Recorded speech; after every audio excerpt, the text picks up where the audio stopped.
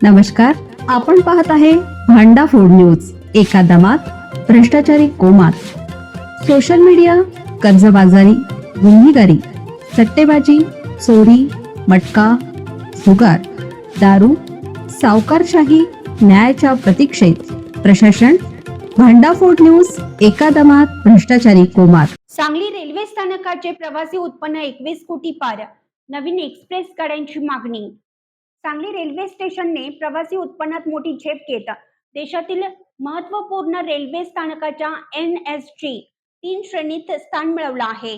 1 April 2025 ते 31 मार्च 2026 या कालावधीत सांगली रेल्वे स्टेशनचे वार्षिक प्रवासी उत्पन्न तब्बल 21 कोटी रुपयांच्या पार गेल्याची माहिती मध्य रेल्वेकडून माहिती अधिकारात देण्यात आली आहे. रेल्वे स्टेशनवरून वर्षभरात 26 लाख प्रवाशांनी प्रवास केला आहे. नागरिक जागृती मंचचे अध्यक्ष सतीश साखळकर यांनी माहिती अधिकारात याबाबतची माहिती मागवली होती. त्यातून रेल्वे स्टेशनचे वार्षिक उत्पन्न 21 कोटीवर गेल्याचे मध्य रेल्वेकडून स्पष्ट केलं. वर्षभरात सुमारे 26 लाख प्रवाशांनी सांगली रेल्वे स्टेशनचा वापर केला. सांगली स्टेशनवरून दररोज 70हून अधिक रेल्वे गाड्या थांबतात.